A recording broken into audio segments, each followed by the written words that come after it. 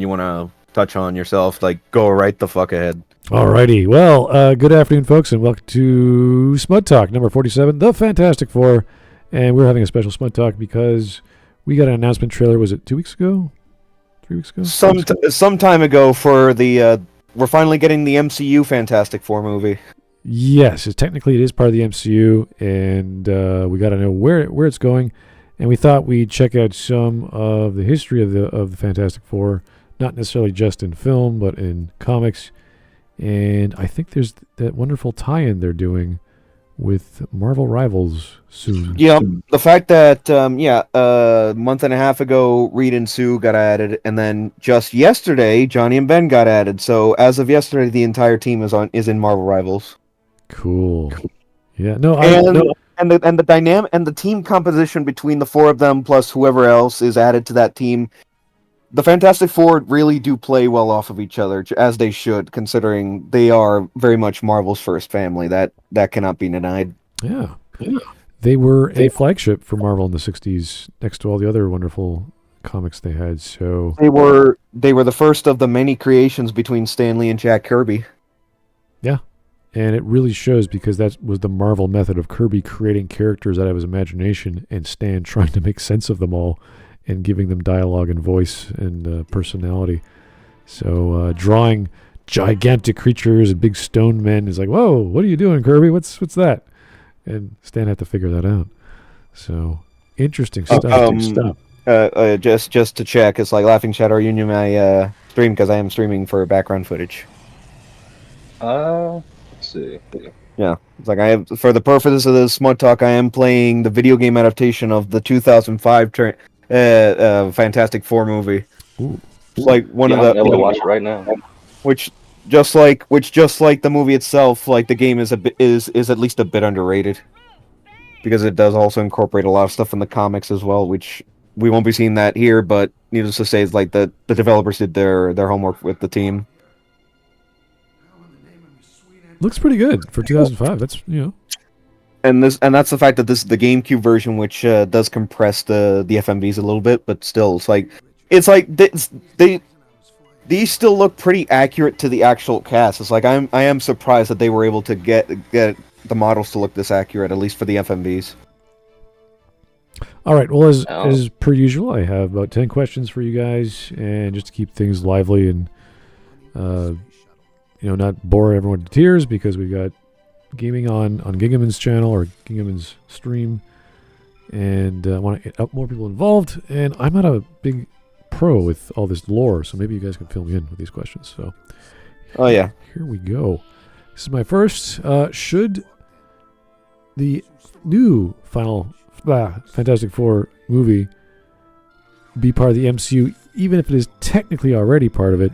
Should it be part of the lore of the MCU, or should it be its own thing within the universe?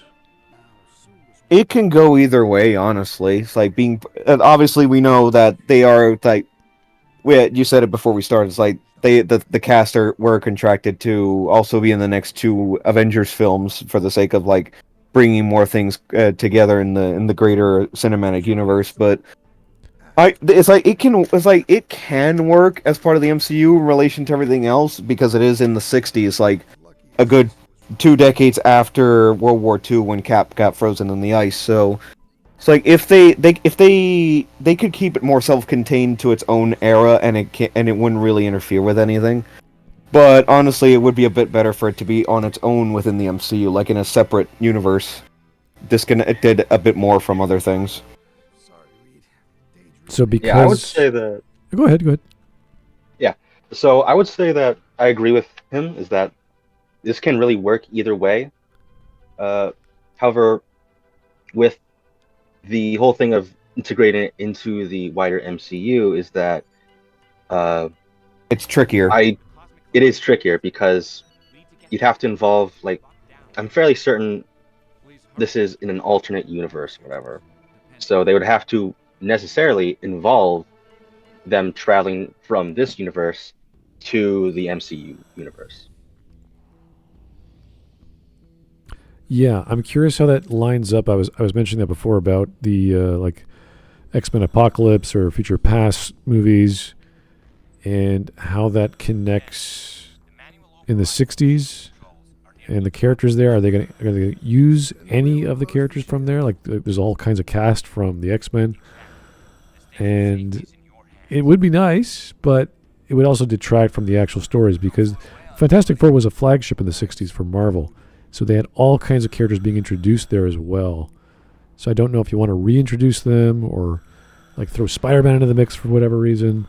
So it's really different, because I want to see Doom. Everyone wants to see Doom and what that's going to be about. But we're also skeptical about Galactus, because that was in the trailer. So I was like, It's one of those things where I want to see it, but I'm really skeptical of whether they could do it right. So, but it was the same with the final generation of Marvel films with Endgame. You know, they never really got the comic accurately. They did their own thing and tried to make sense of it, which is really tough to adapt all of that stuff, all the lore, into a film. And I was like, where are all these characters? Where's Wolverine? Like, they're not there. They missed like 90% of all the characters in the story. But it worked for whatever it was trying to do, I guess. So yeah, and to clarify, it's like the Fox Marvel movies and anything Universal did of their own with Hulk. It's like that was always separate from some of the greater stuff that Marvel would directly do with the MCU. Like the X-Men continuity is so fucked to the point where it's like at this point it is just two different continuities, the old one and the reboot one, where it's just people are trying to make sense of it, even though it's so disconnected that it just can't be done to put it all together. Like, to the point where even the Deadpool movies have made fun of that regularly. And get a major kick out of it too. Yeah, I don't think that's the best example of combining No, it's not. the MCU with new content or new lore. I don't think Deadpool's the way to do it, but it worked. People like the Deadpool film. I still haven't watched it. I'm pretty skeptical about it. Maybe I'll watch it this summer if I have time. But it's just it's at least a fun ride. Yeah, that's what it's for. Yeah. Exactly. Okay. Well, I don't know what's going to happen with the continuity, but maybe they'll connect a few bits here and there. Maybe we'll get some cameos. Who knows? All right. Next question. Who is the best actor to portray Reed Richards? Who is Mr. Fantastic, and why? As we said before, it was currently being portrayed by Pedro Pascal, and he's in a bunch of Marvel properties. So I'm trying to remember all the old ones, but they're all from like the animated versions in the 90s. So it's like the Secret Wars Spider-Man in 99. Yeah, the Secret Wars arc, which was what was it, Cam Clark, I believe. Yeah, it was Cam Clark. And the only other one which was also animated was Bill Newton, which was in 2020, the Marvel superhero adventure thing. So it's rare to find these guys to portray them. So you have to listen to how they act. Do they sound like Reed Richards? He's, of course, the smartest man in the planet, or whatever they call him. Or sometimes humorously referred to as the dumbest smart guy on the planet. Yeah, so I don't know if Pascal can pull it off. He seemed okay in the trailer. I would cast him as someone else, but I don't know. What do you guys think is the best portrayal or the best actor to portray Reed Richards? Honestly, for the Reed Richards question, what a coincidence that we end up landing on the level that where I play as Reed for the game for the first time. So I would straight up say this man right here, Johan Griffith, who played him in the 2000s movies. Honestly, okay, he did a good job portraying Reed, portraying his intellect, but also portraying some of his more how do I say it? Like more psychological deficiencies, like them, not literally in that sense, but in the ways like he is a bit detached sometimes, because he focuses more on his research and on the science and stuff rather than being a bit more into it. It does cost him sometimes, but at the same time, it's like you can see the reasoning with why he does certain things. And that actor's does portray a lot of the core of Reed Richards pretty well. Yeah, honestly, I would agree.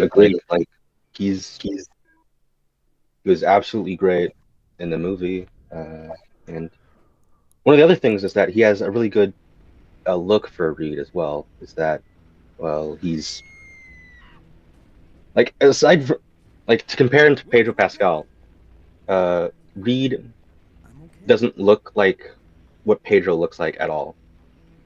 He is At a least not early on. tall, at least. I wouldn't say he has looked like Pedro Pascal like really ever. Even in the Even as recently as Marvel Rivals. yeah. Whenever he's had a beard, it's been like a full beard. It's not been like this scruffy kind of thing, because Reed is very much that clean cut kind of guy. And if he's going to have a beard, it's going to be a full beard. However, to get back to the point, just like he was perfectly cast in the movie. I can't recall how to say the actor's name, but From the 2000s movies. yeah, Jovan Grufford. yeah. Mr. Grufford was absolutely great casting. It just fits the role completely. Just overall, he was a good choice for the role, for the kind of character Reed is. Yeah, I was trying to remember the remake with the Ultimate versions of Fantastic Four. He didn't really change much. The design is maybe he looks a little bit younger, but he's still your typical tall, thin, white dude, brown hair, super genius. You know, there's really nothing they changed about Reed in Ultimate, so I can't think of any other iteration where Pascal would probably look just on genetics alone. Maybe got a lot of makeup, he could probably pull it off. I'm sure he could do the acting. I'm sure he could change his voice. I'm just not sure he's the most ideal. I think he was just cast because, well, they know him. They know what he can do. He's been at Disney for how many years now, working with whatever director is doing the Netflix stuff. So it seemed like a safe bet for them that they can say, yeah, he could be the lead. He could be the guy that, because he's been leading all these other things. Like, oh, okay, I guess. Yeah. His voice, doesn't quite fit. Anyway. Yeah, anyway, probably off. It's just that, like, what I've seen from the trailer so far does not convince me. No, at least not currently. Alrighty. Here's our third question. Should the new movie focus more on the family dynamics or the superhero action? And I'm not sure, because in the trailer we did see a lot of stuff regarding daily life, like they're making food with the robot, and Grimm is like, hey, let's try this sauce, blah, blah, blah. It's all very, like, basic. A lot of exposition, a lot of stuff, just people having a normal life. And then you see, like, Galactus in the background. It's like, whoa. So what should be the focus on this kind of story for an intro story? For the Fantastic Four in particular, I would say, like, always keep in mind the family dynamic between them. And from what we have in that initial trailer so far, that seems to be what they're keying in on specifically, because of the fact that they are going for that more nuclear family 60s feel with how they act in that one scene where Ben, like, goes for that so it was some kind of sauce or something, trying it out, which is a reference to another role the actor did. But I think there can be a balance between the action and the family dynamic. It's just you have to key in a bit more on the family dynamic, because that's who these characters are. That's what was so revolutionary about them back in '61. And they are. You could definitely. They are very much revolutionary in regards to the superhero concept as a whole, because Stan Lee, and to bring up this story about their creation, the fact that back when Stan Lee created them, it's like prior to that, it's like he had been doing comics. He'd been doing stuff at Marvel for like 20 years or so, and he had reached the point where he wanted to quit because he was just doing the same stuff with requirements from the publisher Martin Goodman that really were not sitting well with him at that point anymore. So, like, he wanted to do something entirely different, especially since Justice League had started around that time too, over at DC. And what a coincidence that Goodman had asked Stan Lee to create his own team of superheroes, which Stan was was keying in on to do anyway, and thus came what we know now as the Fantastic Four. As a result of all that, it's like his even his own wife told him, it's like, yeah, it's like the worst that could happen is that you'll be fired, but you want to quit. So what's even the big deal?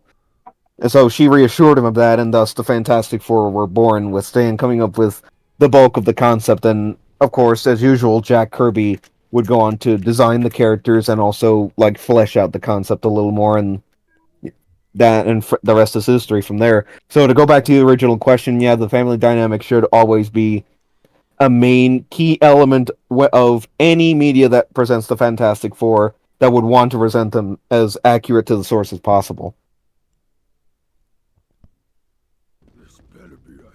Yeah, I would agree with that. The family dynamic is the most important thing in terms of characterization, because that's like they're the first family. That's what sets them apart from everything else, and they act like a family, not specifically an idyllic family, but a family that has problems, that bickers and fights, but they still love each other. So that family dynamic needs to really be in there to really hit home. And also that family dynamic will set it apart from most of what we've seen already, because most of the movies have been, when they're team up movies, they don't have that family dynamic. Avengers is a group of people that, it's just not the same kind of dynamic. And on it being more action-y, I would actually say that Fantastic Four generally leads more to an adventure kind of story. So, like going to planets, dimensions, the center of the Earth, things like that. They do face villains, of course, but it's like it would be very good to be able to see something that's not necessarily as, typical from what we usually see of, like, there's the team and they have to face the bad guy. Although that is probably going to happen. It's interesting that we're talking about the family dynamic being the most important, and this brings me to the next question, is that you need to have good chemistry between all the actors to have that working dynamic of mom and dad and son, etc. And this goes into the casting. We sort of talked about that previously. So how do you feel about the casting choices for the new film? Because we talked about Pascal possibly doing a good job with Richards. There's Vanessa Kirby playing Susan Storm. You have Joseph. Which to make clear, yes, it is in fact the daughter of Jack Kirby in the movie. Yeah. Really? Yeah, playing Sue Storm. Also a bit of a tribute to one of the co-creators of the brand, so that too. Then there's Joseph Quinn playing Johnny Storm, and then there's a gentleman called Ebon Moss-Bachrach. Evan Moss is like, yeah, to bring up the trailer again, it's like the scene of Ben like tasting like the sauce and all that. It's like that is a callback to another role that Evan Moss had done in the past. I don't remember which one it was, but it was brought to my attention that was the case. Yeah, he was in a show called The Bear. I think The Bear is still ongoing. It's a cooking show, or not a cooking show. It's a restaurant show where he's one of the staff. He's not a chef, though. He's just the guy in the back. So it's a really intense show. But yeah, I don't know if that was a nod. I mean, it could be. I'd have to rewatch it to make sure. But that dynamic has to work. These four actors have to work together. And that's up in the air. We don't know yet. It looked okay in the trailer. We don't know. The other casting choice is what we're sort of skeptical about, which is the elephant in the room. And that's Julia Garner. And this wasn't in the trailer. Which, as I said before, Julia Garner is going to be the female Silver Surfer, which to remind, is a thing from the comics, but it is straight up not from any early point in the team's history, so that's already a red flag. Yeah, see, that's the issue. We don't know exactly. I'd have to reread it or just go back, because I don't remember seeing that in the stories of the 80s. Maybe there was before, so I'm assuming it's the 70s. Where it had to do with Galactus, of course, the Silver Surfer. And I don't know if that's going to continue because these actors are all slated to be in other 2 more films in the next 2 years. So both of which Avengers films. Which we should get comfortable with because she might be back as well. So I don't know. I really want to see these actors work out. I don't know if it's the right casting choice. I do love the CGI they did with Ben Grimm.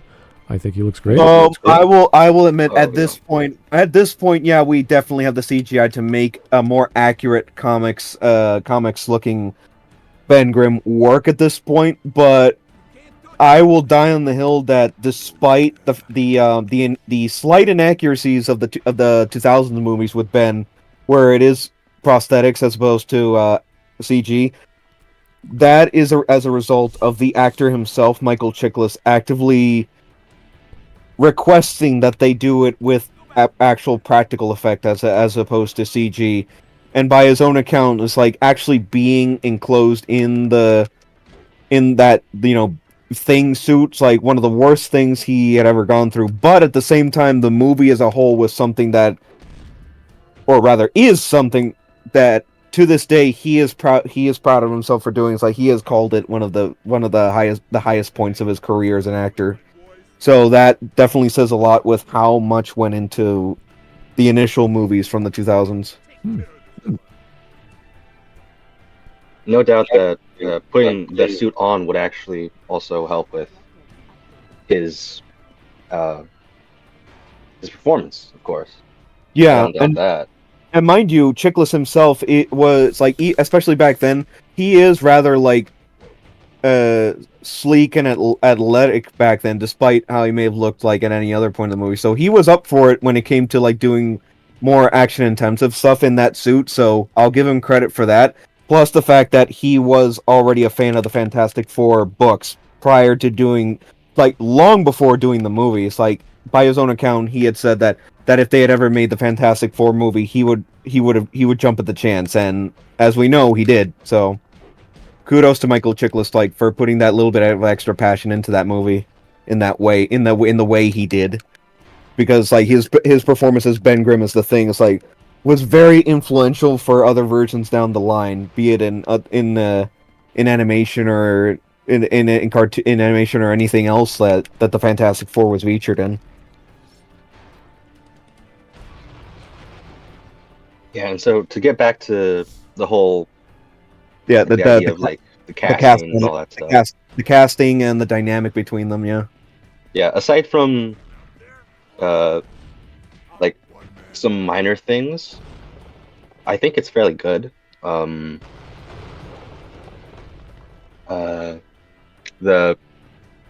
terrible with names, so I'm just gonna call them by the characters, but Johnny looks good.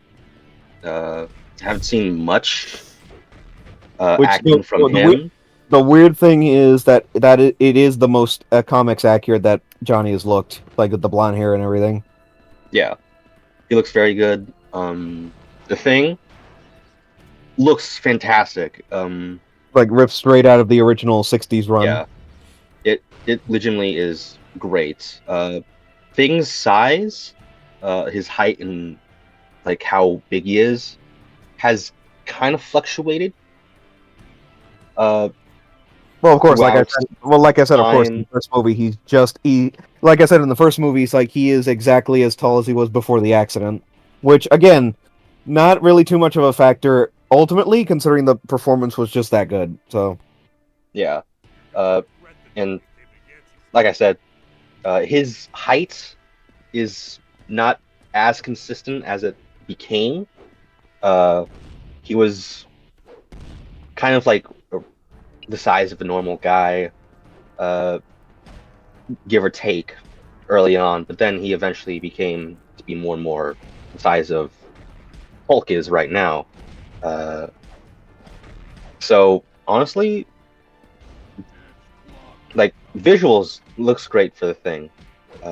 One thing I don't necessarily care that much for is how they don't really add any gruffness to the actor's performance, because whenever Ben becomes the Thing, when he becomes the Thing, his voice becomes much more rough, like he just had a bowl of gravel that day. Now, to be fair, And- that wasn't always a thing. In a lot of early animation ventures for the team, like his voice wasn't that much different from when he was human.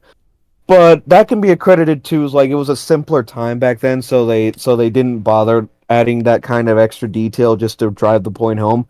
Again, it was really to bring up the 2005 movie again. That Michael Chiklis was the one that pretty much standardized that the change in voice for Ben whenever he becomes the Thing. Yeah. And I would say that, like, even though it's not necessarily like it's not part of it from the start, I would say that it definitely makes it better because it just sets the Thing apart from before the accident so much more, and it just makes sense for the character to sound like that. Like I said, for Pedro, if he was clean shaven, I could see it much more, but Yeah, because Reed at that specific the facial hair in that specific way, Reed really doesn't have that at any point in the comics. It's either clean shaven or the full beard. yeah. Again, he could do a good job. He is a great actor, but there's that. And then there's also Invisible Woman. Honestly, Sue looks it's not okay. terrible. I would say that, Sue looks okay for the most part. yeah. Generally, she's a little bit younger, but it's not like something that is terrible. It's not something that takes me out of it. What does kind of take me out of it for me, even if just by a tad, is that suits look a bit too campy. A bit too campy. It's like, obviously, they are, obviously going for the original uniform from the 60s run, trying to be more akin to that, but at the same time, I know it's like a different era, but again, the 2005 movie, like, pretty much found a really good balance for modernizing the Fantastic Four uniform. Like, it's sleek, it has the iconic colors, it has blue, the black, at least from that point in time. It might have, when light bounces off of it, it has white highlighting as a reference to the old costumes, but it's also very much modernized, and it doesn't lose anything in the transition from the original source to that version of the suits, in my opinion. Yeah. The suits, they look good. They're obviously trying to play more so into it being like the retro futuristic look. I'm totally fine with that. Yeah. One problem I would have is that they're not necessarily as consistent as I would like them to be, because No. they're supposed to be a bit of a uniform, and having it so, Reed's looks like this, and it's a little bit different from Well, Sue, yeah. and it's a little bit different from Johnny. It's Yeah. a little annoying, but I mean, they've had suits that are tailored more towards their specific powers before, but usually if you want to go for like an iconic Fantastic Four uniform, then 3 of the 4 have generally the same uniform, while Ben Ben's has varied over the years. He's had either just the trunks with the 4 on it, he's had pretty much a leotard where it's his where it's his chest and his upper legs covered. He also had something like in this movie where it's like pants and boots, which I will say, like, the version of Ben's uniform that's just the pants and boots, I prefer that for his design, because that's the one that loses the least in terms of showing Ben's appearance and how like he deals with that and how he incorporates that into how he acts, both just as a person but also as a superhero. So that's just my opinion on that. Yeah, my suggestions on who's the best actor is not very consequential. I don't have too many insights into this. In terms of Fantastic Four specifically, Well, I would say no. Go ahead. Finish your point. It's very tough because who's available, who can do the job. Lots of people can be the main leads. So I'm really open to what these people bring. I did like Grimm. I did like Johnny. Johnny looked fine. And yeah, I'm still skeptical on Julia, but who knows what role she plays as the Silver Surfer? I'm really curious about that. Yeah, well, that's at that point. It's just only time will tell, like what the exact metric of quality will be for this film. It's like it has things going for it. It has other things going against it. Part of that being like the downfall of the reputation of the MCU in recent years. So there's a lot to take into account with this movie, and also the fluctuating popularity of the Fantastic Four in general. Not to mention like how much they fluctuated in terms of within the comics themselves. Like they were taken out of commission for a little bit in terms of having their own book because of Fox still having the rights, like in the late 2000s, early to mid 2010s. So Marvel just stopped publishing those specific books as a means of like nudging Fox in a direction of like trying to give the rights back, which is what ultimately led to the Fox buyout from Disney, and which is why all the Fox stuff is under Disney now, which is why we also got Deadpool and Wolverine as part of that as well. Because that's a whole that whole film rights debacle that that a lot of fans have experienced firsthand over the years, just from like this franchise is with that studio, that franchise is with the other studio. Like Marvel still has most of the stuff, but there's like specific things that are still with these other studios and companies, and it was just a mess up until at least the deal for Civil War for Spider-Man, where they made a deal to feature Spider-Man in the MCU for certain things, and also have the standalone movies made by Sony. And that's not even going into what happened with Universal, where they still have the Hulk film and television rights to this very day. So even to this day, like a lot of those rights, the battle for a lot of those rights is still such a massive kerfuffle at this point. It's just so ridiculous, honestly. All right, let's go on with the next question, and this is a good one for me. I like talking about antagonists. But should Galactus be the main villain of this movie? Should it be Doctor Doom? Should it be a new one? We are getting a Doctor Doom film anyway the next year. So which is Doomsday, right? Yeah. Should we introduce him now? Should we wait? Should we have a pure story just on Galactus? What should be the villain of this story is what I'm asking. The big villain of the story, it can be like an early version of Doctor Doom if they really wanted to, like the 2005 movie ended up doing. Now, mind you, there are still flaws with that Doctor Doom in the 05 movies. Like there are plenty of inaccuracies with Doom in the 05 movie. First of all, the fact that he got his powers from the same cosmic storm as everyone else, when that is not the case in the comics, where in the comics he got his powers from a combination of advanced technology and trying to master as much forms of magic as he could as part of his own backstory with after interactions with the Fantastic Four. I think just after they got their powers in the comics. So to go back to the question, it can be Doctor Doom, like at least introduce Victor as part of the story, but they can also tap into the comic roots by having Mole Man be like the first threat that they face as a team, as a callback to the comics. If they really want to go all the way, was trying to like tap into the roots of the source material, that having Mole Man be like the mid movie villain for like a few scenes would not be a bad touch. But overall, it can be Doctor Doom, or at least introducing Victor. I think it's more likely that they're going to introduce Doom. I don't think they're going to have him be the villain this early on. They're going to try and build him up. I was thinking of the name Victor, and the way they introduced Victor in Arcane Season 2, they had Victor as... what the hell is his name? In the game version of Victor. Either way, he's an antagonist in the story. Kind of the same, almost, he's got magical powers, etc. And it depends on how they do it. This is always my issue. You could have as many villains as you want.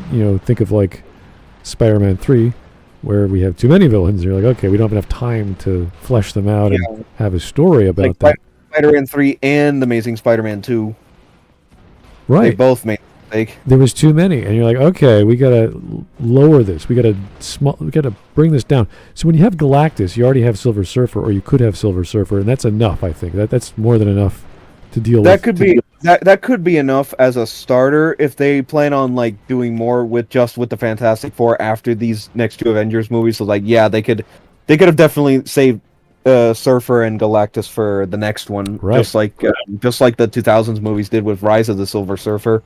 Which, to bring that one up for a moment, it's like that one did it. Well, I already mentioned the inaccuracies with Galactus himself, but aside from that, like Surfer was pretty good in that movie.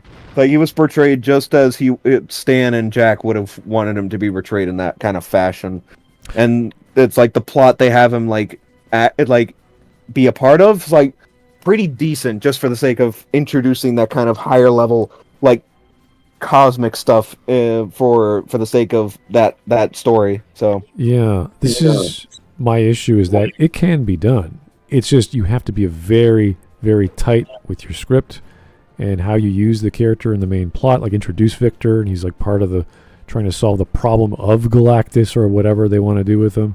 And then he thinks, maybe I should use magic to learn to stop him. Maybe I should use technology. He keeps trying all these solutions, and he ends up saying, "Oh, I disagree with Richards. I got to do my own thing," and that just accumulates until we get to something near the end where you get a stinger and he figures out some secret thing and he goes off and starts his own country or whatever. So that would be the impetus for the next film. Well, to be clear, Doom doesn't start his own country. It's like Latveria. They made back in the original comics. They very specifically made Latveria like some kind of Middle Eastern territory that Doom came from originally. That he came to him. His family came to America, and he's, if you want to be technical, he is Latvian American. So like if you want to put it to like a specific citizenship, if you want to do that, then yeah. But I'm just like, yeah, Latveria was made specifically a thing so that they could have that as part of his own personal story of becoming Doctor Doom and taking the country over, just to solidify like the position in the world that he wants, which is like to be the great rulers of the planet. Yeah. And a slight correction: he's not Middle Eastern. It's more like Central Europe. Okay, my bad then. So it'd be closer to like I can't recall if this has been done before, but it would be like near like either like the Caucasus area or the like near places like Poland and Ukraine. Something like that.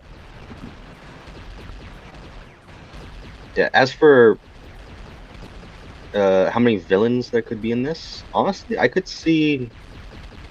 Now, do I think that what I'm about to say is likely? No. I'm at least expecting Mole Man as like the first thing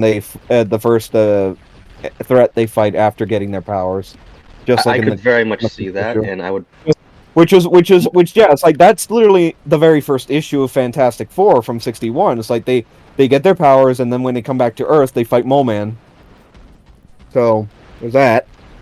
Yeah, and honestly, Mole Man is such a fun character, and there's such a fun mythos around him that you can have a lot of fun with him being like even the main antagonist, I would say. Yeah. And if I recall correctly, this movie is not just going to be over just like the initial instant of them getting the powers and like them setting themselves up. If I recall correctly, it's going over like years of their career. Yeah, so am I right? That could seem to be the case because the trailer did not focus too much on like the struggle Ben would usually have after becoming the Thing. They have like the one moment where he's in the iconic trench coat for like a shot, where he's like reminiscing on how he used to look and how he used to be before the accident. But the main thing of Ben's screen time is, of course, like when he's in the kitchen with Herbie. It's like we're getting the dinner ready. It's like for that like little bit of levity in his story. So I wouldn't be surprised if it was more of a story where it like jumps in time like every so often. So Like that, Yeah, just there so having certain things covered in the history of the team. yeah, and if that is the case, then I can definitely see it almost like a kind of montage scene where they just face like a multitude of their villains, like the lesser ones, like Molecule Man, Diablo, Mole Man would be one, Yeah. Annihilus, and Blackstar, yeah, Dragon yeah. Man. Honestly, I think that they might save Annihilus for something later They on. they could they He's could definitely big possibly enough for it. with how big he is, they could possibly have Annihilus in one of the two Avengers movies that are upcoming. So like maybe in Doomsday, so that they could leave Secret Wars as like the bigger crossover.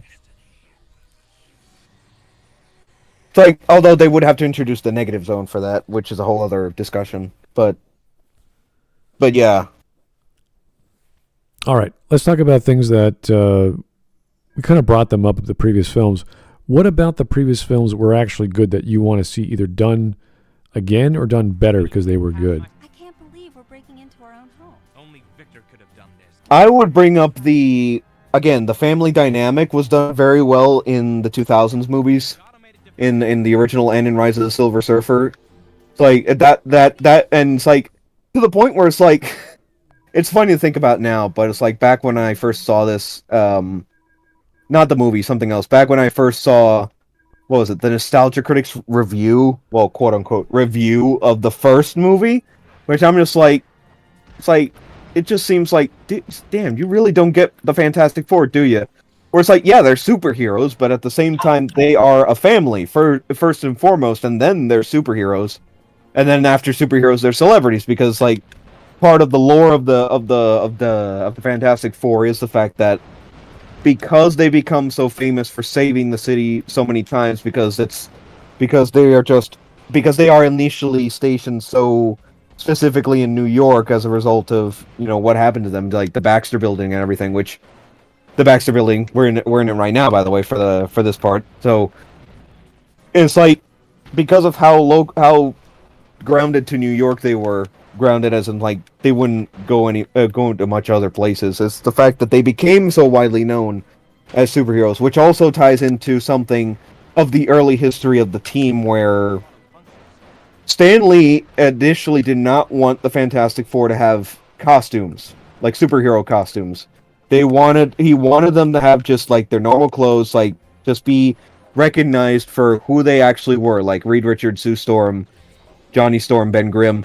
Not so much by their superhero names. So in that first issue, they hadn't introduced the costumes yet, which is what Stan Lee wanted in terms of his original idea. But after that first issue came out, the reception was so much to the point where some of the readers had told us, like, "Hey, it's like, we love this Fantastic Four book." It's like, but I don't know if it was Stan joking around or if it was actual fan mail that he received for that book, but like readers saying, like, if they don't have costumes, we're not gonna buy it anymore. So to compromise, Stan created the uniforms that we know them for having now, that have varied over the years and the decades. So I do like that he was able to find a way to have his cake and eat it too in regards to that specific element. So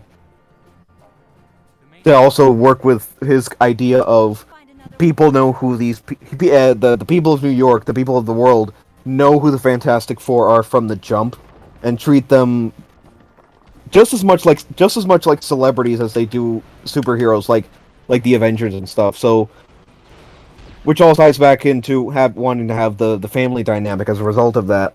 So, if I would want to have any specific aspect of the Fantastic Four be brought back and done at least just as well, if not better, than was done previously in at least the 2005 and 2007 movies, then the family dynamic would absolutely have to be basically at the top of the list if you want to do the Fantastic Four correctly, which the trailer for the new movie seems to be indicating that they're going to do. So, All right. fingers crossed that it is possible that they'll have that proper focus for the team, but we'll see what happens.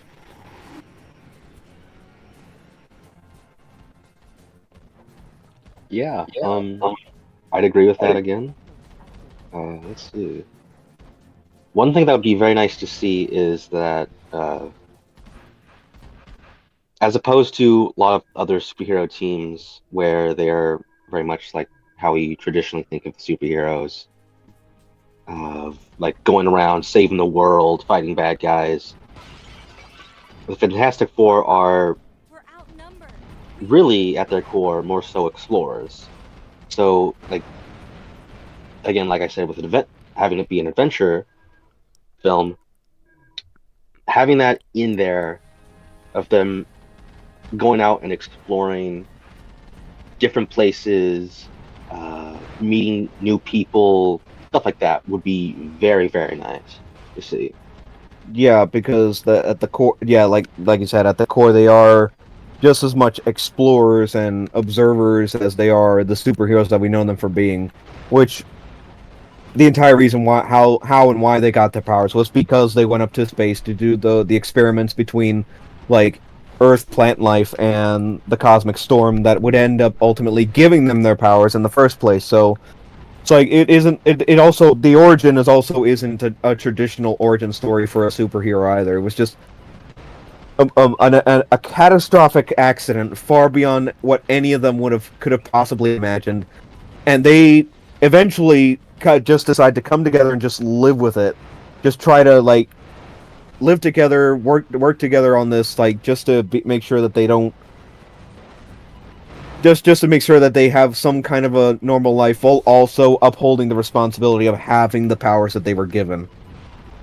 So it's like the Fantastic Four at their core can be distilled as basically a balancing act in terms of what one would expect a superhero to be under, like, you know, like the standard tropes and stuff, versus what the Fantastic Four brings to the table for their own spin on the concept, which was the entire point of the original comic back then when Lee and Kirby created and co-created it in the first place. So there's that.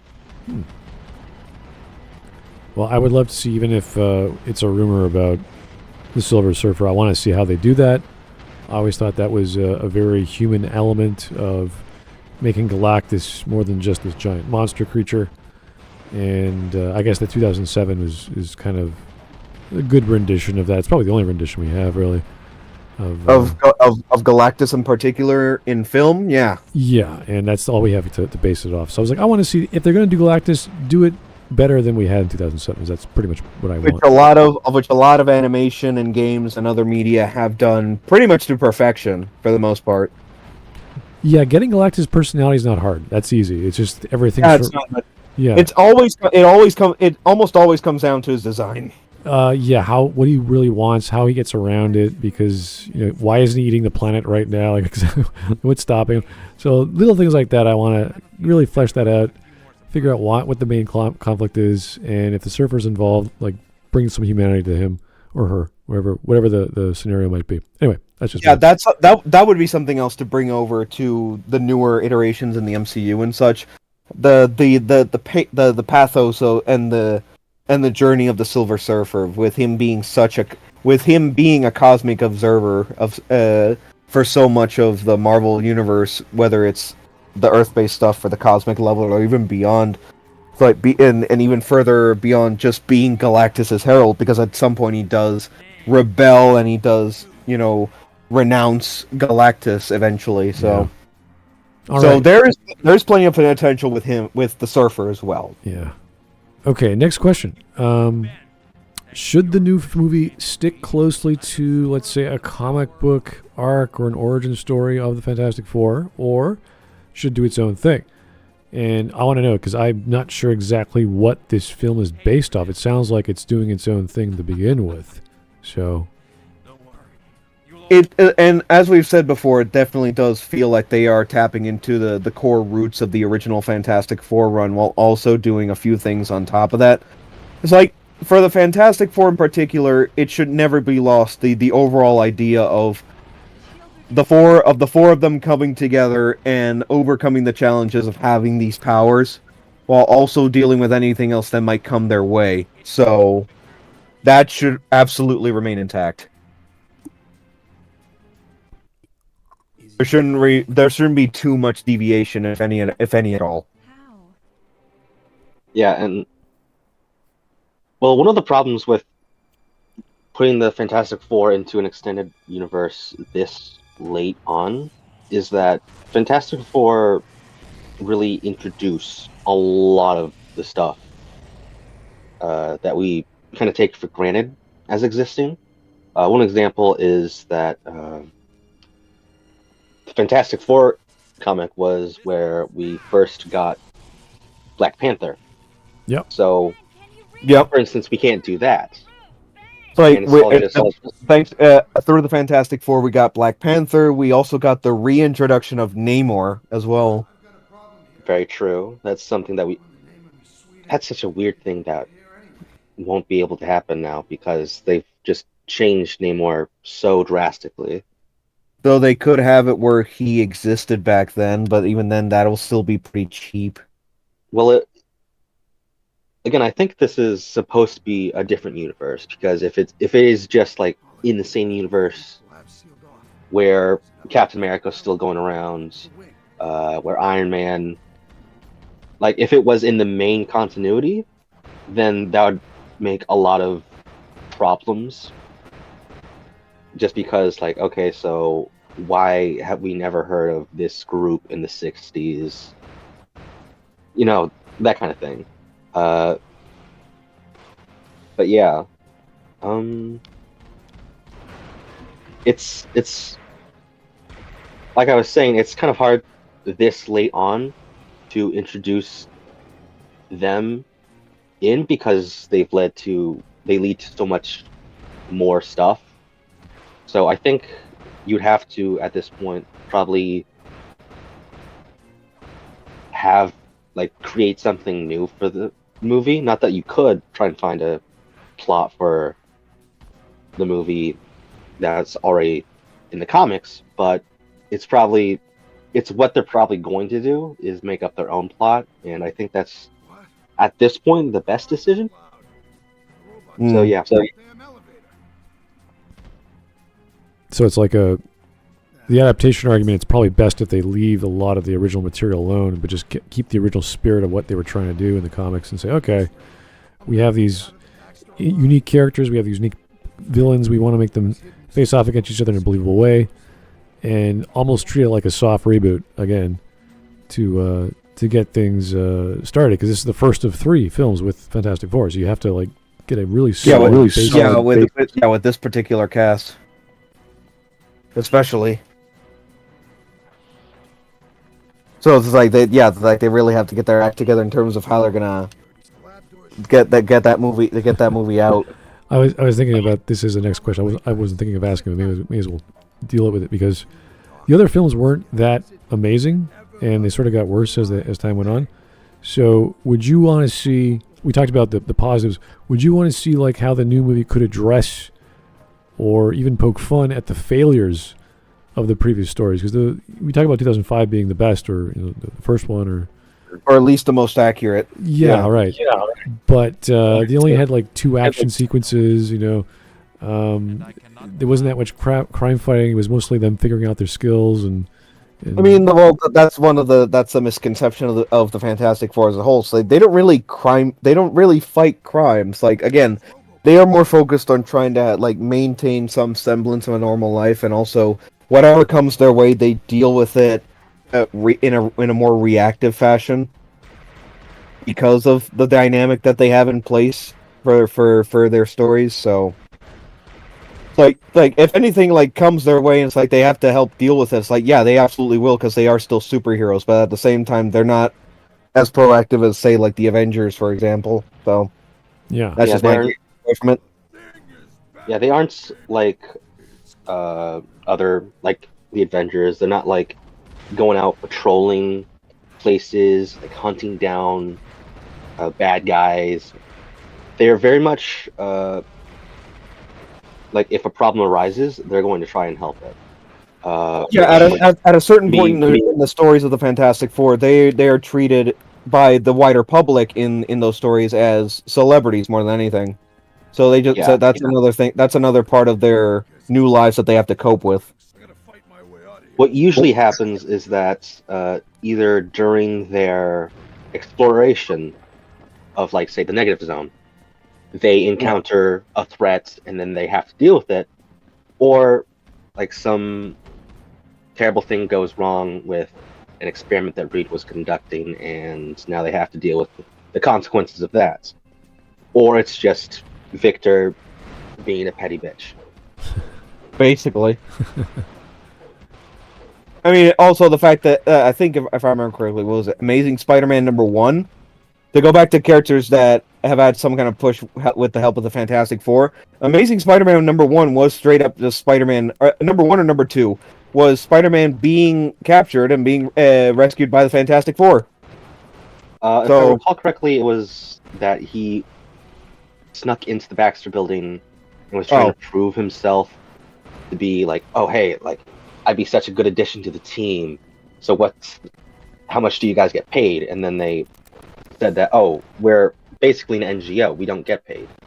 Which is something else that's lost in adaptations because of the rights being all over the place, and then eventually under the same roof and things like that, things not lining up as much as they did in the comics. The fact that there is also a dynamic between the Fantastic Four and Peter Parker's Spider-Man, because like as a result, like Laughing Shadow said, as a result of what happens in Amazing Spider-Man #1, after Peter's origin story and after he's established himself a little bit, that, like, yeah, he tries to prove himself to the Fantastic Four, and that, it's like, those are the initial steps towards the relationship that he would end up building with the Fantastic Four over the next several decades to come with his own stories.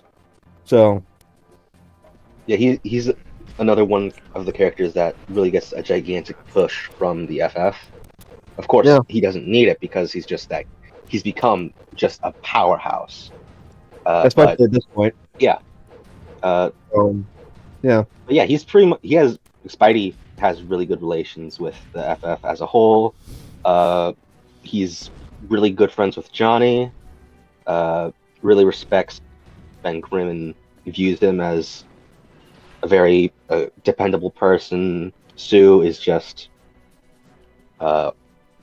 wonderful as well, and Reed often does help him out with a lot of like science related issues. Like, he was one of the first ones he went to try and get the symbiote off him when he realized it was a symbiote. Yep. But it was thanks to Reed it was thanks to Reed and his research that they discovered that the symbiote was alive. That it was a separate entity from Spider-Man, that wasn't just like a suit that attached to him during Secret Wars. Yeah. Well, I will say the retro look and the polish of the trailer is at least a good sign of a production value and a script that has gone through the ringer compared to the 2015 movie, which had multiple reshoots and multiple scripts and a lack of character developments and all kinds of weird pacing issues. So that's at least a good sign. And if it could just be smoke and mirrors. Most trailers are, but if they're just actually cutting out scenes from a finished film, then fantastic. They're doing it. They're already done their job. They just gotta wait for the release, and that's always a good thing. They're ready for their release schedule. So that's it. As opposed to what we've kind of seen from the Superman production, where we've heard quite a few problems with it going on. Mm-hmm. Most of the stuff's been James Gunn kind of just like outright lying about things and like almost committing fraud, which is troubling. But yeah, we haven't really heard anything bad from like production. Maybe it's too far out to tell, but so far it looks to be going around pretty smooth, which that is a good step for Marvel, because I cannot remember the last time that's happened. Yeah, they need a win. They really do. The MCU needs a win for their whatever you want to call it, live action adaptations. They have not done very well the past few years. Yeah, the idea is like that. It's like ideally it's like what they would expect is like for it not just for Deadpool and Wolverine to not just be a fluke, because that after Endgame, that is one of the best ones they have put out, if I'm being completely honest. I don't know if you can really give credit to the MCU of that, because it's mainly the No, but I mean, well, the reason why I say that they don't want Deadpool and Wolverine to be a fluke is because that is, well, just at least under their banner of the MCU, regardless of if it was in-house or not. It's like Deadpool and Wolverine is still one of the better ones under the MCU label. And yeah, the MCU label has nothing to do with it, but it's also, but again, it's just the fact that it is one of the better movies. I would say the best movie they put out in the under the MCU label after Endgame. So, and they even make fun of that in the actual movie, where it's like they have the nice pool at the end. It's like be like the counterpoint. It's like I think it's been steadily getting better since Endgame, and the other two just look at him. I'm just the other two guys just want to deck him in the face so bad. So there's that. Yeah. All right. Well, there's also another line of like another joke like that. Yeah. Yeah, it's like that. It's just poking fun at the state of the MCU at that point, because they want to they really do want to portray it as just the people claiming that it's going downhill, but they have to know that it really is going downhill, which is why I feel they ultimately allowed those kind of like self-deprecating jokes like that towards the MCU and towards especially towards Marvel and Disney in particular. So that's just my takeaway from that. So okay, well, we talked about the major themes in Fantastic Four series. It's mostly about family. We talked about the actors. We talked about some of the villains. There's all kinds of storylines that have all kinds of different themes. But what's the thing that you want to see out of the Fantastic Four, at least for this film? Because again, we have two more with them, so it's going to be different stuff every time. Would you rather see a more adventurous, lighthearted 60s vibe where you had like Black Panther and Galactus? Or would you want something more comedic or more serious? Because most of the stories end up being serious regardless. But, you had, Doctor Doom coming back. You had the Overmind saga. You had the Shiera one in the 80s. And then you had, I don't know what Ultimate was about. I didn't read that, so I don't know if that was it was not. It was definitely not as good. It didn't reach the same quality as the main continuity. Yeah, because there is especially not the Lee Kirby run of the 60s. Oh, so. No. I'm just saying that because like some people like some of the Ultimate, like they like Spider-Man Ultimate for whatever reason. They like Civil War. And then there was the Civil War, which is one of the worst events in the main continuity of Marvel, which it's like is one of the worst stories which pretty much everyone can agree with on that statement. So yeah, in regards to like okay, there's probably worse episodes like the death of Johnny. Like there's all kinds of things that people didn't like. So with as a chapter 1, I'm assuming of 3 because we got 2 more films to come out. Would you want them to focus on the comedy, the drama, the lighter tone? Like what would be the focus of the stories? What would be the vibe you get watch? Because 2015 was dark. That was a dark film, and it was like, okay, this is not the right. That is. I would say that is too dark for what the Fantastic Four are meant to be at their core, which, yeah, you can have the drama, you can have the dark stuff, but you gotta also have that comedy, that levity in between, because that's like, in terms of the tone, the Fantastic Four, it's like, they don't have, like, clashing, they don't usually have a clash of tones. They usually have a pretty good balance, depending on the story, at the very least, but at the same time, it's like the Fantastic Four deals with those kinds of things from pretty much all avenues, whether it is more serious or more comedic or some such thing. It's like, and that the same goes for just Marvel as a whole, where they can like tackle pretty much those kinds of things from any angle. So for the Fantastic Four in particular, for the sake of the origin story, they can go a little more like down to earth, a little more lighthearted, and then ease into the more dramatic stuff. I wouldn't mind that considering like that's also synonymous with the older stories as well, with the more well-known stories. So that's ultimately my takeaway in terms of that question.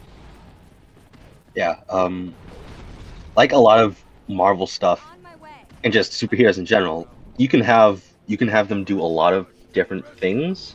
However, it's generally the case, to use a comparison of ratings, like kind of audience, is that the Fantastic Four generally are a kind of like family kind of story where it's like it's not like it's so like dumbed down that like adults can't get anything out of it and it's just schlock, but it's something that you can watch with your kid and like still enjoy yourself, and it has that kind of like PG kind of tone almost.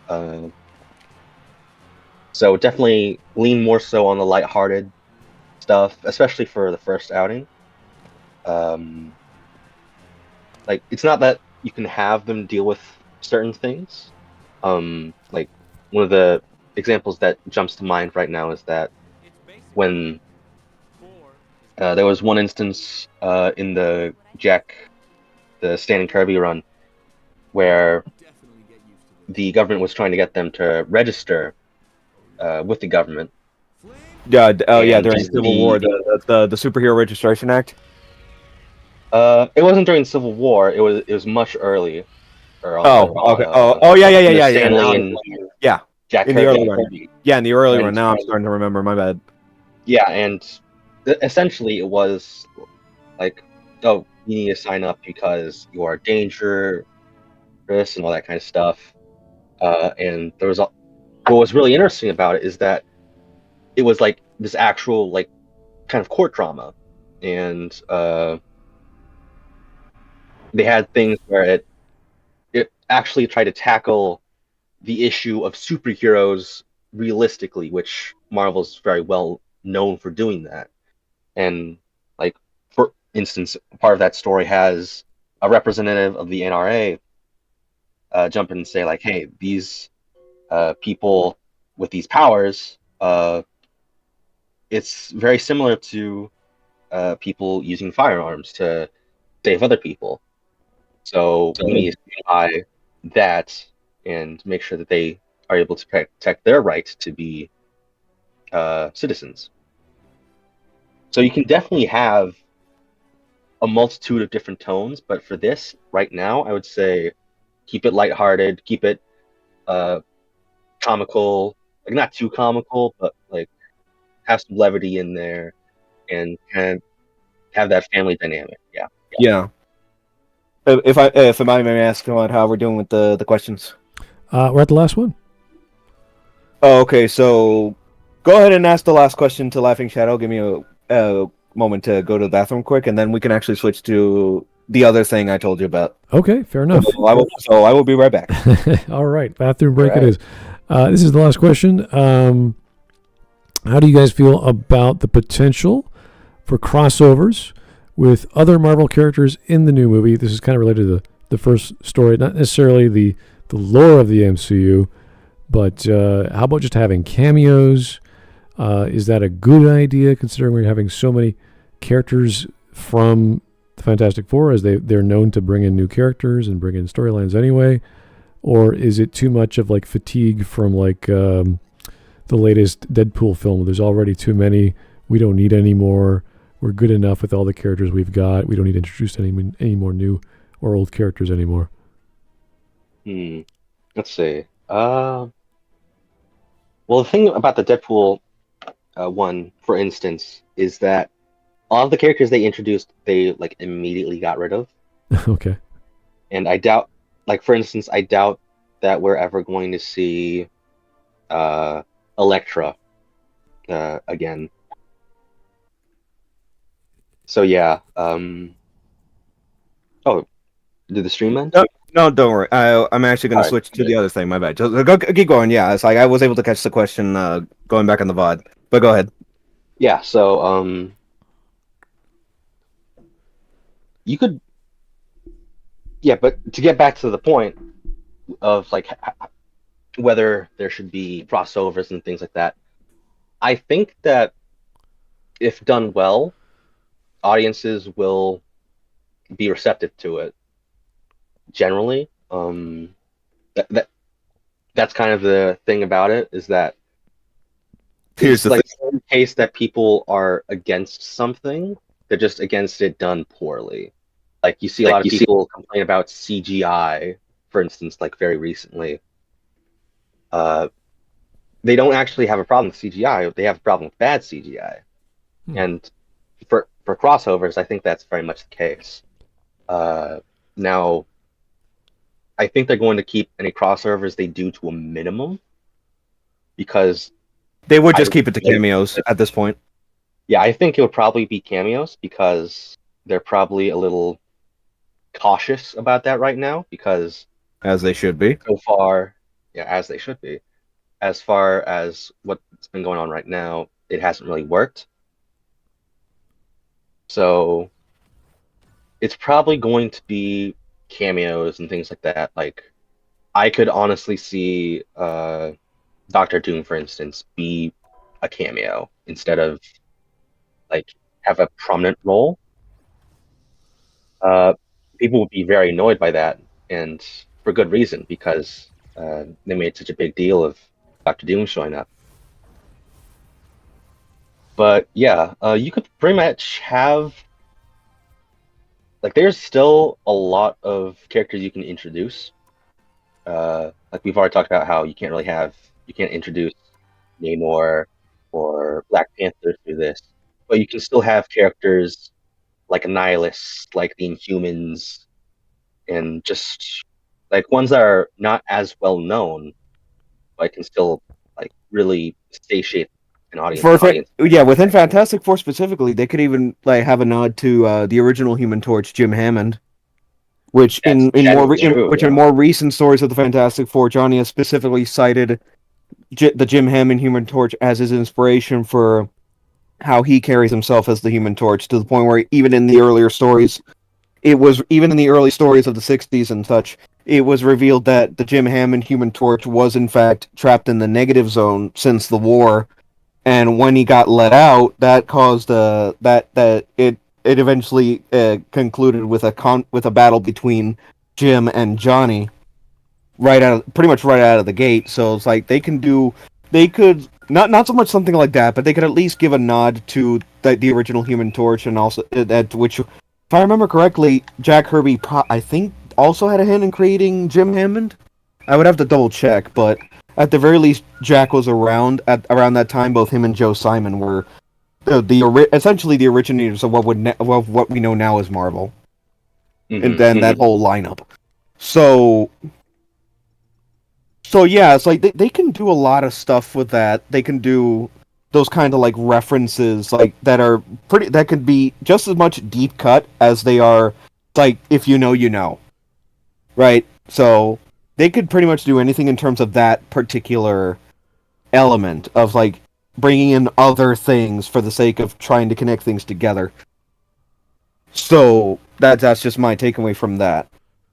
Now, with that said, you said that was the last question. I did want to do something a little more special here. As we said at the start of the stream, the Fantastic Four are the latest additions to Marvel Rivals here. So I just figured we could also like give a quick shout out to these designs, so say just to show how far the team has evolved over the years from 61 all the way to now. Just it's like, and we were talking about the bearded Reed Richards earlier. This is what he would be known for if he had the facial hair, just to bring that back. To bring that point back from earlier, so. Sue, of course. Where is she? Right over here. Yeah, they all look really good. Yeah. But the people making the game know what the hell they're doing, unlike certain other things where they just... Ugh. I don't want to... I'm just like, this, like, in certain cases with these characters, these are some of the best designs they've had. Some being not so good, of course, and some being so simple that you can't fuck them up. Yeah. Johnny here as well. One thing I don't particularly care for with these designs is that I think they're a little bit too busy. I generally prefer the uniforms to be more so like more simple, how they were originally when they were. With this, there's like a lot of different textures, a lot of different like. It's almost has gribble. Like a they do. They have a very clear inspiration from the source material, while also adding a more distinct flair to the designs. I will give them credit for that. Yeah. But yeah, It's there more are so a some cases personal where there's preference, I would say. yeah, there are some times where there's a bit too much going on. And since I mentioned Namor earlier, he's around here. Well, I do like the techniques of the cell shading of certain animation frames. You could tell it's like black sometimes, and sometimes it's white, and sometimes it's nothing. And Yeah, they put a lot of effort into the animation. Like Spider-Man looks iconic. He looks great. Some characters I don't even know. Like I'm not too big fan of Storm. She's fine. But like Luna Snow, I had no idea who she was. Ah, she's great, fantastic, Magic. I know her. She's great. You know? more recent character, but not anything like brand new. It's like she's at least been around for a few years. If I recall correctly, she was introduced in Agents of Atlas game that in games. Yeah, it was worked on. I think it was Future Fight. Yeah, like I was comparing. That was her debut in a game. Yeah, specifically. I was comparing Scarlet Witch to her Midnight Suns game iteration, and she looks, I wouldn't say very different, but they're going for the mature woman, and in that game she's a touch younger, but she's like the eldest of all the people in the Abbey, so it's like, yeah, they did a pretty good job. So like all the designs have something going for them, whether you like the iteration of that hero or not. Like I guess Magneto's a bit weird, but a bit. But at the same time, there are situations like with Magneto where they have the default right here, which is a bit more out there for him. But then they also have something that's more akin to his more iconic look, like this. Yeah, I never understood the halo, where that came from or what that meant. But whatever. Didn't he have long hair in X-Men Evolution? He's had long hair a lot of times. But halo, I do know. I don't really know where that's from. That's for gameplay purposes for his abilities in this game. That can be discounted for the sake of it looks like it. I was thinking of X-Men or Joseph or one of those iterations maybe. And then also House of M as an extra little one, which the one I'm using. So there's no problem there. It's like considering we talked a little bit about designs when we were talking about the Fantastic Four suits. It's like I also did want to bring this to attention where it's like there's plenty with the Marvel Rivals designs where there was plenty of, not controversy, but there was plenty of discussion with certain designs. It's just where it's like it was a bit more of a mixed bag. Like Doctor Strange here, for example. It's like one would think it's like that the collar there for the cloak would be a bit too much for him, but at the same time, he's always had that. He's always had like collars that exaggerated and stuff, and the overall design still fits the same aesthetic, while. Yeah, like Iron Man's fine, Iron Fist is fine. Iron Fist is a unique case because this isn't Danny Rand. This is actually his successor in the comics, Lin Lie, I think it's pronounced, where he's the second Iron Fist, and they decided to add him to the game, especially since Danny had died last year in a comic celebrating the 50th anniversary of Iron Fist, which good that they celebrated the anniversary, but a bit sad that they killed Danny off in that one, so which is why Lin Lie is the one representing Iron Fist here. So that's more of a unique case. That is more unique case. Like Iron Man. Let me go to the default. Yeah, that is. They have a lot of like design in terms of the shapes because they put the arc reactor in a giant triangle just to drive the point home of that's the general shape that they're using for his physique here. As well, Hawkeye is also another unique case where they incorporate some of his Ronin stuff. That's the key detail there because he has the swords, but and the mask as well, and he has the hood put down, but he's still overall Hawkeye, just incorporating stuff from Ronin as well. So there's that. It's a bit more of his later appearances. Yeah, and honestly, for the sake of the game here, is all the better for him. Meanwhile, you said Storm, right? Yeah. It's a bit, I don't know, too anime for me. Something's off about it. Although, then again, the white recolor from the 90s design does make it look a little better. Yeah, she's really thin. Something about it is just off. And then there's some wild cards here and there with the design, like not so much Punisher with his default here, because Punisher's pretty much on point here. That's how much, what he does. My only complaint is the face paint, but that's a minor thing. Which is made up for with his son, with when he was a member of the Thunderbolts, which is made a separate skin. So Okay. there's that. Back when he was on that team, and then an actual wild card in this case being Logan with his default with the bright jacket, but at the same time, the entire point of him having bright colors like he does over here with the classic design, in this case Deadpool Wolverine, the whole point with the colors is the fact that he wants danger to be drawn to him, so that there's more focusing on him than on his teammates. That's the logic they give the bright colors of his design now. But back then that's just what he wore. But I do like when later writers flesh out concepts like that to have it make more sense. Like I mentioned to you earlier, that when Venom was created, it was just as a result of the whole like toy license fiasco during Secret Wars, where they didn't have Spider-Man's toy license and they made the black suit instead. And then Todd McFarlane came along and created Venom as a result of that. So there's that nice little train of thought that can happen just from an idea that's either so stupid or so much of an afterthought, and it can become something just as iconic as the character that it originally came from. Yeah, it's pretty much you're playing in the sandbox, and what do you got? Well, we got sand. What do you add to it? Water. It becomes hard. Well, what can we make with that? It's like the same idea with the color of ink with Gray Hulk. Why was he gray? This is just a product of the publication process and how much money you got to use, and then let's make a whole storyline around that.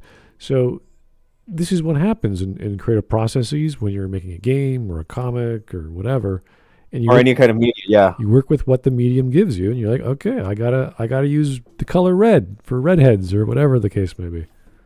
Like I was expecting Adam Warlock in here. I was like, what the hell's Adam Warlock doing on launch?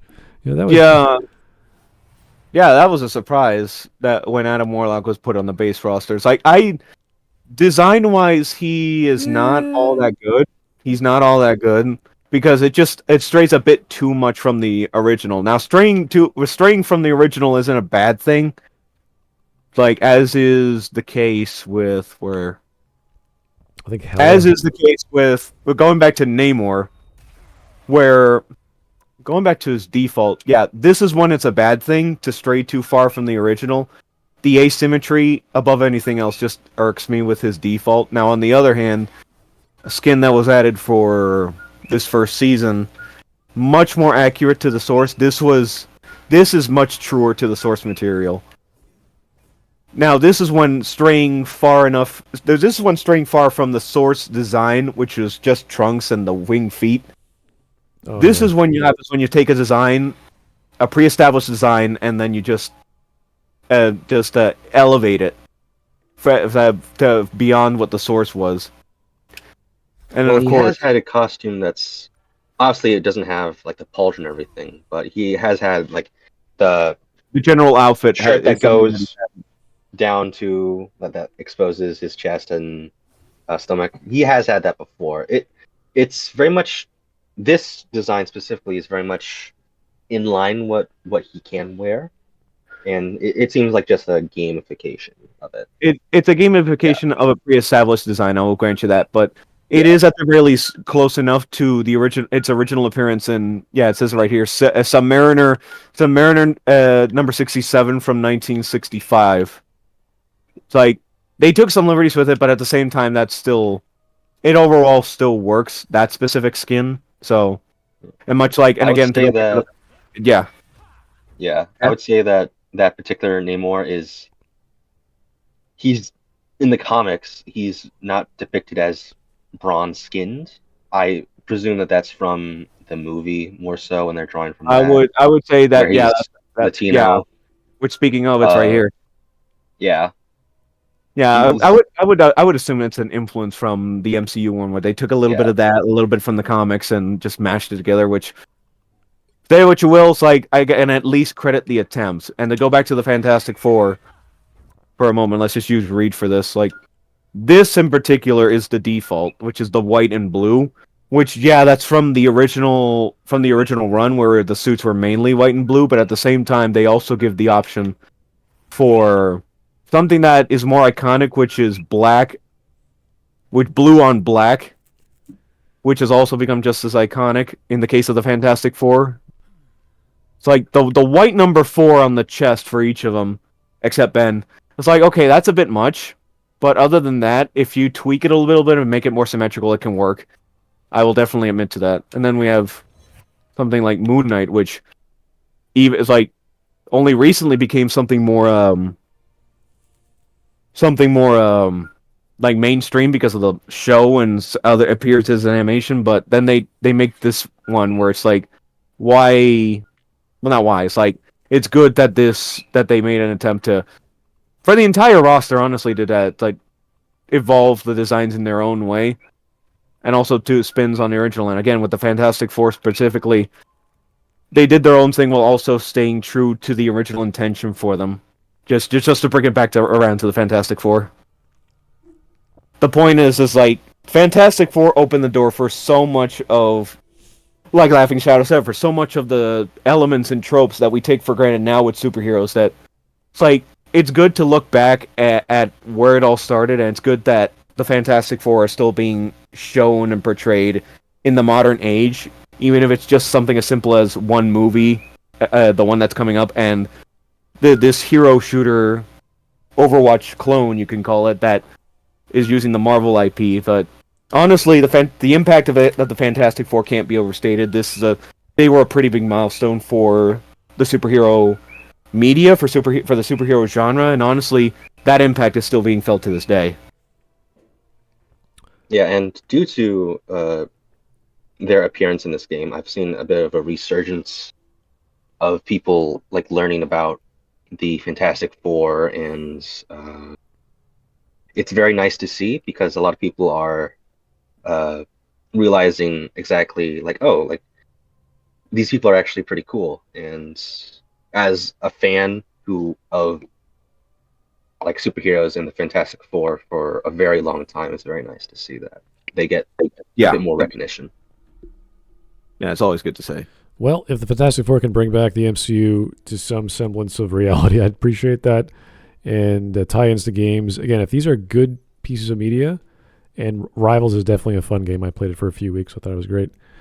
If they could all connect this together and make some good stories, I think that's always going to be a bonus for everyone, even if you don't like comic books. I would rather kids or new people introduced into these things are shown good stories. And we need that. We need that back, especially in superhero comics or superhero stories, because nothing has really garnered my, like, do I want to watch Deadpool and Wolverine? Kind of. Yeah, kind of. But then I never got motivated enough to do so. And I eventually will see it, because I do like the concepts. They're fun. It's just a fun film as opposed to all the other films that have come out from Marvel. So hopefully this is going to be a resurgence of storylines and drama and family values from honestly, from Marvel, because that's what Marvel was originally about, and especially the Fantastic Four. Yeah. So I wish we had more people. I know we had a bunch of people who wanted to come on and talk about the Fantastic Four, but they had busy schedules. That's okay. Yeah. Okay. Yeah. It's like nothing to worry about ultimately. Yeah. But yeah. So thank you guys for your time. I think an hour and a half is not bad for 10 questions. I think we did pretty good. And thanks again for Gigaman for all the wonderful streaming. Always looking good. I mean, this is a beautiful game, so you don't have to do much if to show us the character design. I figured we could do a tangent on the character designs, considering not only was that a big talking point at launch, but also because we talked about character designs in any form of media before. Might as well, add this to the list. Yeah. Okay. Well, thank you guys for your time. That was a fun little Smudtalk. We'll come back hopefully on Monday with anime. We don't know. We haven't done anime in a bit. I don't know why. We have some lined up, and people are just busy. People are busy these days. I thought they'd be stuck inside because it's all snowing and cold. Yeah, it just happens. Okay. Well, thanks for your time. We'll talk to you guys soon. Have yourself a great evening. Good night. Stay fantastic.